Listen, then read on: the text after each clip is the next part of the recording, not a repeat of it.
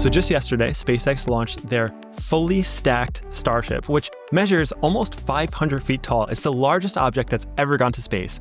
And 2 parts went up, both parts came down, and they both exploded. Catastrophic explosion. And the explosion was gigantic. Everything that went up came down, everything blew up.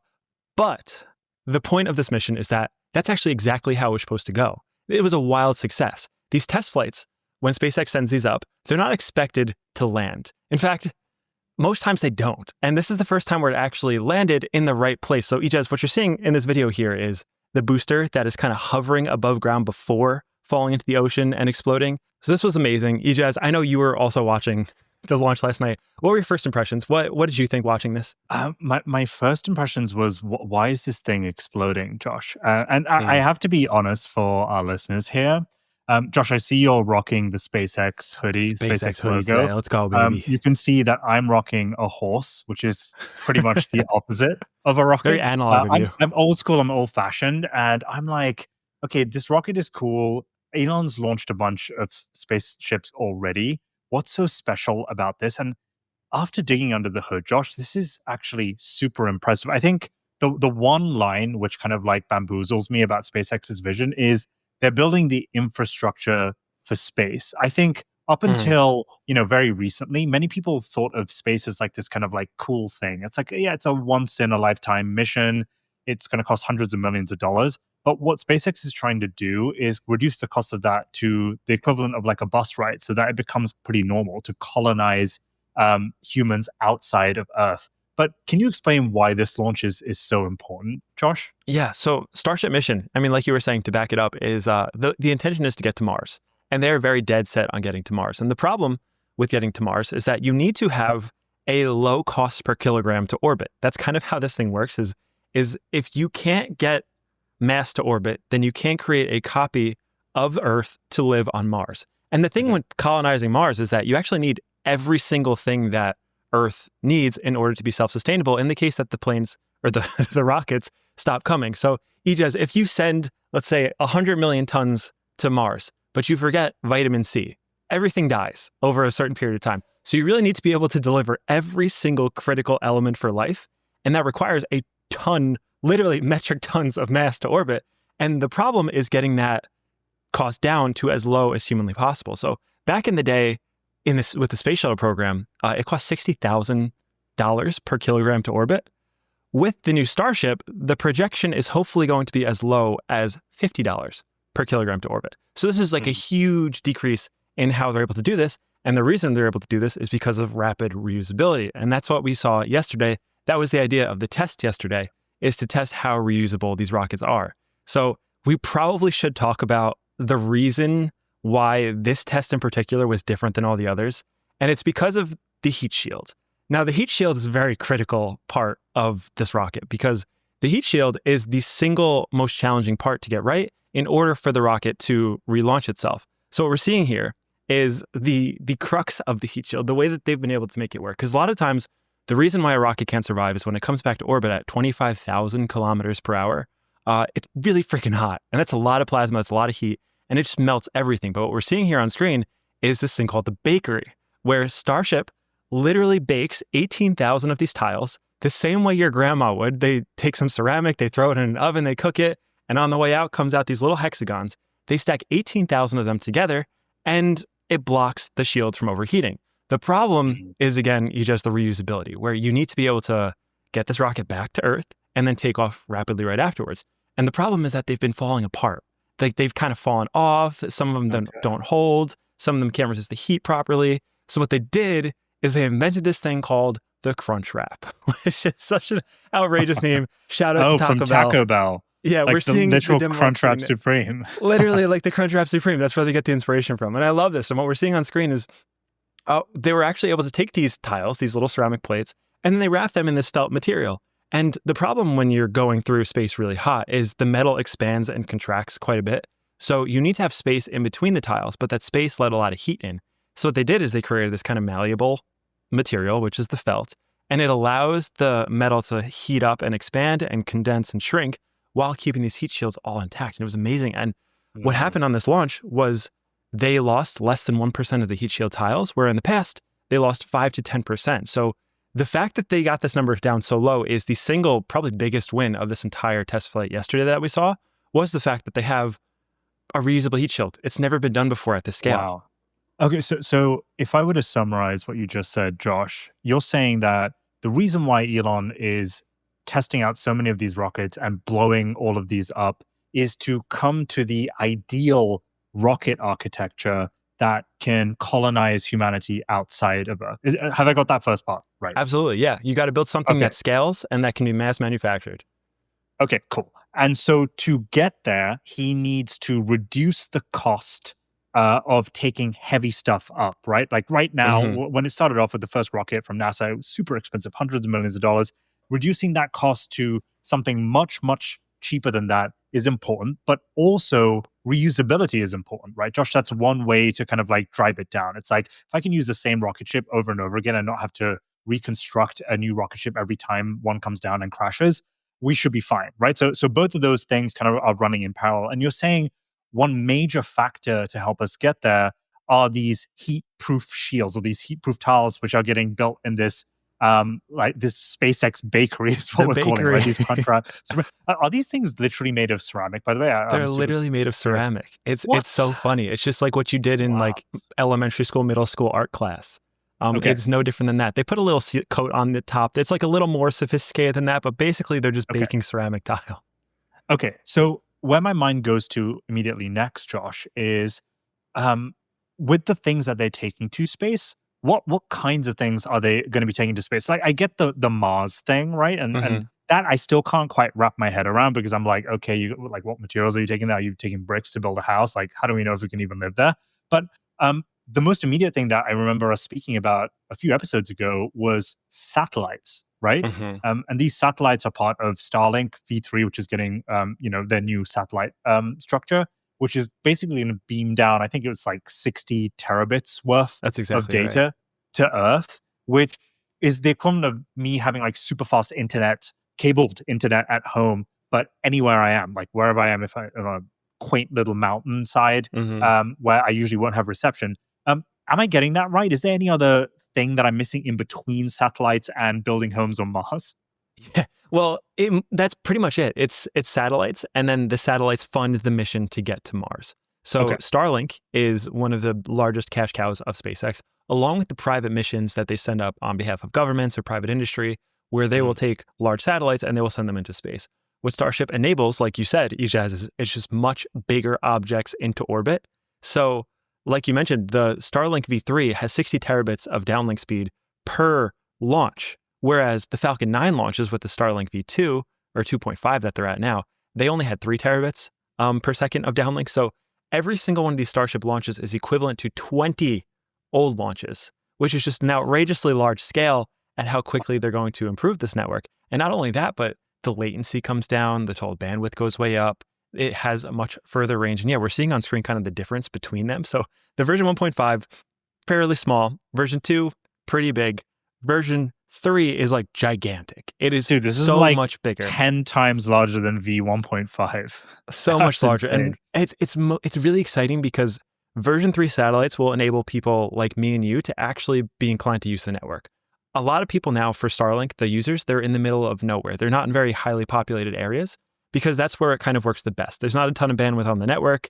If you live in the middle of the woods somewhere remote, or if you live in like some super foreign place in the jungle, you use Starlink. It works amazing. But when you apply these high bandwidth satellites, not only can you use them in more densely populated areas, but like we had in our episode a few weeks ago, you could actually go direct to cell. So Ijaz, if we're going on a hike somewhere in the middle of nowhere, well, now your cell phone could actually get service too, thanks to these new satellites. So it enables this huge unlock in terms of satellites, but then also in terms of SpaceX Starlink satellites, but then also in terms of private industry. So there's a lot of telescopes, there's a lot of rovers, like a lot of these larger objects that want to go to space but have no vehicle to take them there. Starship enables that. And all of these tests, like you were mentioning, Starship, the test flight 11 last night, it's all in an effort to find a flight-proven architecture, basically create the blueprint that you could then copy and paste and start doing this at scale, like we saw with the last rocket, the Falcon 9. Okay, Josh, I want to talk about the spacecraft itself. This thing is huge. So big. What we're seeing is an image of this spacecraft next to some old models. We've got the old school NASA models, and just height wise, this thing is crazy. And it's super thin. Like, if I remember correctly, the outer shell of this spacecraft is the thickness of 2 credit cards put together. How is that possible? It's outrageous. They use HFS, which stands for hard effing steel. And he does, if you, that is the scientific name. It's HFS. I swear to you, look it up. There's no way that's real. I'm going to look that up. Well, it's real. And actually, you can go outside and see this right now, because if you go and check out the Cybertrucks that are rolling down the road, which there are plenty of in the city, they are wrapped with the same exact HFS that is on Starship. It is just a cold rolled stainless steel that is super real. strong. You're not lying. It's called HFS. And it's remarkably strong. That's why your Cybertruck is bulletproof. It's because it's made of the same stuff that Starships are made of. And a lot of the complexity comes from actually pressurizing the cabin so that they don't either collapse under pressure or overexpand under pressure. But the scale is gigantic. Because what we're seeing here is the Starship basically consists of two parts. There's the first stage, which is at the bottom. That's the booster. They call that super heavy. And then there's the second stage, which is the actual ship on top. And both of those, when stacked together, are 394 feet tall. So that is equivalent to about 40 stories tall. So if you ever stood on top of a 40-story building and you've looked out, that is the view from the top of Starship. It is unbelievably tall. It's 30% taller than the Statue of Liberty. I think it's 60 feet shorter than the Great Pyramid of Giza. This thing is like gigantic. And yeah, you can see here for scale on the video. Humans people just look tiny. Goodness. So Josh, the super heavy part one, the booster, is that primarily to get the ship, up into the air? Is that primarily just like fuel and rocket boosters? That's exactly right. So the booster exists literally for its name, to boost the ship into Earth orbit, or low Earth orbit at least, because Earth's atmosphere is super dense. It takes a lot of energy to break through it. But once you've broken through it and you're in the low Earth orbit and going into outer space, there's a lot less atmosphere, there's a lot less friction against your ship. You just need that smaller top part to actually go out into deep space. And this is where the payload is, right? Exactly. So the entire booster, that whole bottom part that you're seeing, it's all fuel. 100% of that bottom part is fuel. Wow. And then most of the top part is actually fuel too. Like a large percentage of the stack is just fuel.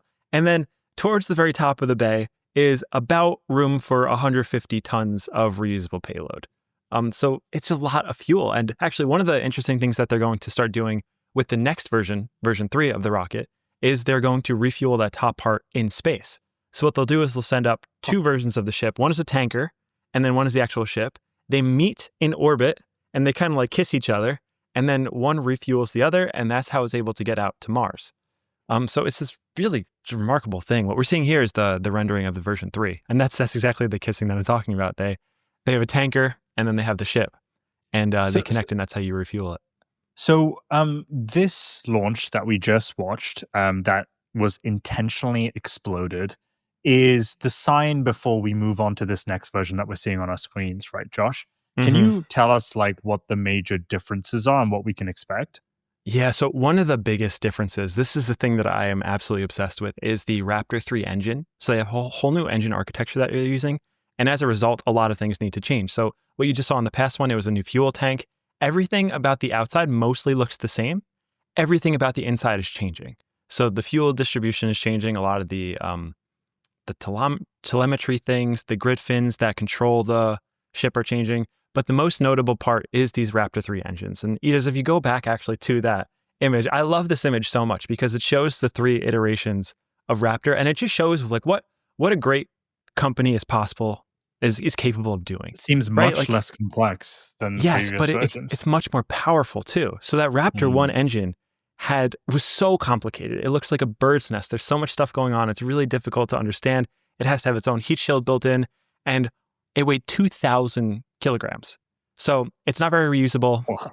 It weighs a ton, and it is only able to, the thrust that you can get out of it is 185 tons. Raptor 2 looks a lot more elegant. And Raptor 2, that decreased the weight by 400 kilograms. It has some more heat shield built in, so there's a little less maintenance before and after each flight to reuse it, but still pretty complicated and lifts the thrust up to 230 tons. Now, Raptor 3 looks like you could put that in a museum. It's gorgeous. All of the complexities are embedded inside of the engine. It is much more complex, and yet it has a record-setting 269 tons of thrust. It weighs 100 kilograms, even less than Raptor 2, and there are no major limitations, meaning it can just go up into orbit, come back down, relight, and go right back again. So it is this unbelievably complex engineering challenge that they took on and that they were able to do. And I think it's a testament to how SpaceX operates. It's just really considering these things from first principles. Like, how can we make an engine the best possible thing using no off-the-shelf parts? All this is custom tooling. And as a result, they got an engine that is way faster. And like, look at this video. It is so much force. That's 269 tons of thrust from one single engine. It's a marvel. This seems like something straight out of a movie, Josh. I feel like if you tell anyone that, how many of these did you say are going to be in the new ship? Oh, these I want to Raptor say 3s? there's 31 to 33, something like that. There's a good bit of them. Right. So if you told me that, hey, 33 of these 2 credit cards worth thick Raptor rockets are going to blast 150 tons and much, much more, probably in V3, up into space, into orbit, I would probably laugh at you. I would be like, this thing is flimsy. I don't know if I could trust this. Why is it wiggling around?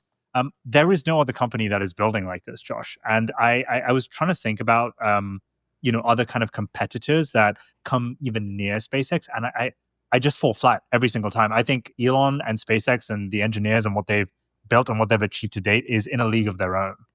Truly. There's nobody who's close. There's a lot of companies who are trying to build interesting things, but there is genuinely no one on Earth who's close, in the sense that if SpaceX shuts down tomorrow, we have no space program. We have no easy and affordable way of getting satellites into low Earth orbit. We have no aspirations for becoming multiplanetary species. Like, a lot of things, we have no redundant internet. If we lose connection down on Earth, we have no secondary network to exist in space. So it is very much a monopoly. And you could start to understand why when you see how complex these things are, how big they are at scale.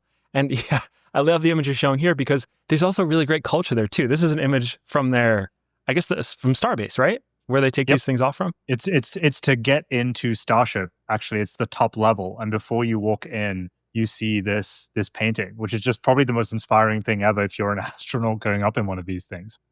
And it's this beautifully like hand-painted astronaut holding his hand out, Starship in the reflection, standing on Mars. Wow. It's really amazing. And one of the funny things is a lot of people just, there's this disconnect between saying we're going to Mars and then actually understanding the downstream effects of getting to Mars. And I think a funny thing that I learned from following SpaceX over the years is that they actually have entire teams dedicated to coming up with life on Mars, meaning like, here is everything we need to ship. Here is how the government structure is going to look. Here is how we're going to like distribute supplies. Here is how we're going to build the first base, the second base, the third base. And there are teams that have been doing this for years because they are so certain that their mission will succeed, that they will be able to get life on Mars. And they do have a rough timeline trajectory. I think first moon missions are going for 2028 and then the Mars mission around 2030, I believe. So within the next 5 years, people will actually, or at least rockets will be on their way to Mars, it's just cool. It's a really exciting thing. Yesterday's launch was amazing progress. Everything that could have gone right went right. And it was really a step in the right direction because the last couple of launches, this was launch number 11, they had some serious problems. Like there was one of the rockets, it fully exploded prior to even getting off the launch pad. Total detonation, destroyed the launch pad, they had to rebuild it.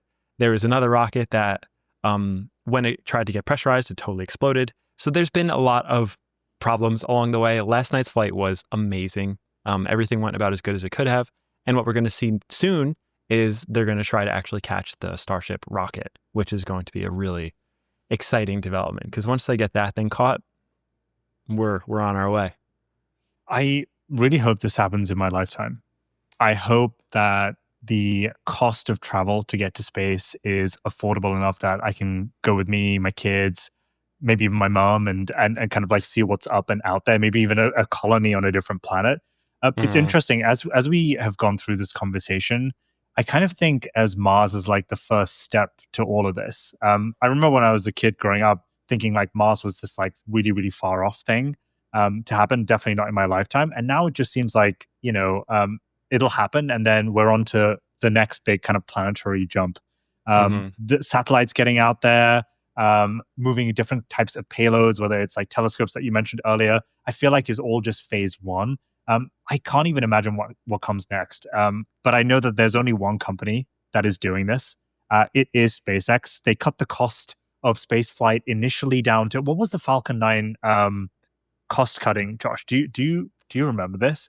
They cut it down to like a Falcon. 12th or like 126. It's one of those numbers. It was Keeps some popping in my head. outrageously low number, yeah, of Yeah, how low it went relative to others. There's also yeah, a video, Aegis, I'm going to send you that I would love to show please. because it's just, it's awesome to see the effect it has on other people. Like it's more than just a mission. So one of the cool things is the downstream effects of getting to Mars means that we have unlocked a ton of new technology. It means that we're able to create food and life on another planet, which means we need to have a lot of forms of portable energy, a lot better battery technology, a lot better agricultural technology. But also, this video that we're showing on screen is like, well, it's inspiring the next generation to want to do Hmm. cool, badass stuff. Like it's so fun being able to sit down and watch these launches and see like these kids just sitting down and like getting super inspired. Because for a long time, when children were growing up, like the thing they wanted to be was an astronaut. That was the coolest thing. And Hmm. now the most popular answer is like, oh, I want to be a TikToker or I want to be an influencer. And I really, I mean, personally, I love the idea of people starting to get inspired by seeing things like this to want to do these ambitious things, to build rockets to go to outer space, to build satellites to give us internet from the stars. Like it's just more than anything, it's an inspiring mission. And thankfully, they've managed to put an economic engine on it to continue to fund the progress that happens and to continue to work on this mission of getting payload to orbit. Where do I buy this stock? Honestly, I know it's still a private company, but I need to Unfortunately. get my hands on this. Makes me very bullish, Elon. If I wasn't already bullish enough on all his other companies, if I wasn't already clear about that on this show, Josh, is there anything else that you need to share with us about this? Well, there's one more like forward-looking thing that you Okay. actually mentioned this to me a little while ago, is that you're like, well, why can I not get to London in like 20 minutes? and this is very much that answer is like if you are able to really just perfect the reusable rocket ship where you create an airplane, but for vertical takeoff and landing. I mean, when we were watching the launch last night, that Starship went across the world in an hour. Hmm. Like it was on the complete other side of the planet in an hour. So Hmm. if you can create this technology and you can actually really refine it, produce it at scale, and you lower the cost to orbit down to $50 per kilogram, well, I Hmm. would imagine the cost to low Earth orbit or suborbit, which takes you up and then over and then into Europe, would probably be not that expensive. And you could basically get anywhere in the world in like 45 minutes or less. So See, the funny part is, I think you could sell a lot of people on that. I think a lot of people will start talking about SpaceX and be super. If I told my uh-huh. mom that, like, hey, you could go to Japan, it's been a dream of hers to go to Japan in 20 minutes, she would be Mhm. down. Yeah, so I think that's an important thing that I want to leave people with is it's not only about getting to Mars, it's the second order effects that come from understanding the technology to get to Mars. Where if we can mass produce these rocket ships, if we have all this new technology, it gets applied to a lot of really interesting industries, like the vertical takeoff and landing rockets, where you and your mom could go to Japan for lunch and then come home Mhm. before dinner time. And Uh, like that's just an easy and normal thing. So it leaves a lot of, I think, optimism and excitement around for me, and I think for a lot of people who watch all of these launches. It's awesome to see. There's more coming. Each as we were talking yesterday, we got to go to Texas, go see one in we're gonna person. go. We are We're going to gonna go. go. Let's do it because that would be a Um, dream. These things are Early next awesome to year, see. we're gonna have it in the background as Josh and I live stream our updates about it. I cannot wait. I need to get myself a SpaceX hoodie as well. Hell yeah, Evidently, yeah. I'm a Well, fan. we'll get Yeah, matching hoodies, and yeah. Gotta also get rid of Easter the egg for anyone who's near Texas.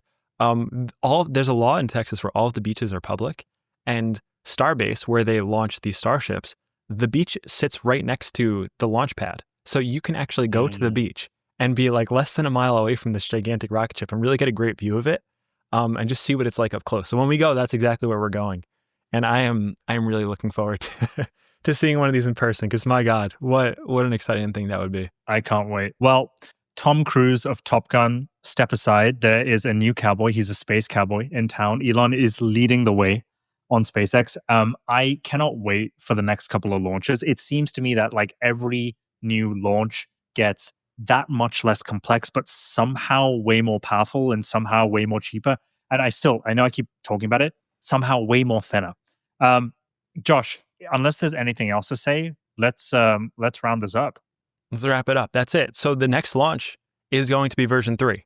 This was the last launch of version 2 architecture. The new launch is brand new. Everything about the internals are going to be new. All this new stuff is rolling out. We will be here covering it all the way. But until then, that's been an episode on SpaceX, Starship, Launch 9, Launch 11, Launch 11. I'm losing track of these things. But yeah, it's 11. Thank you guys for watching. As always, very much appreciated. Any final prompts before we go? No, but tell us if you enjoyed this space episode. Josh and I consider myself an amateur when it comes to these things. Josh is super enthusiastic and plugged in, and I love learning from him. But do you guys enjoy learning about this stuff? If not, is there a different angle that we can cover? Are there other space companies out there? I already know the answer. There is not. Let us know. Let us know. Well, thank you for watching. We'll see you guys in the next one. Peace.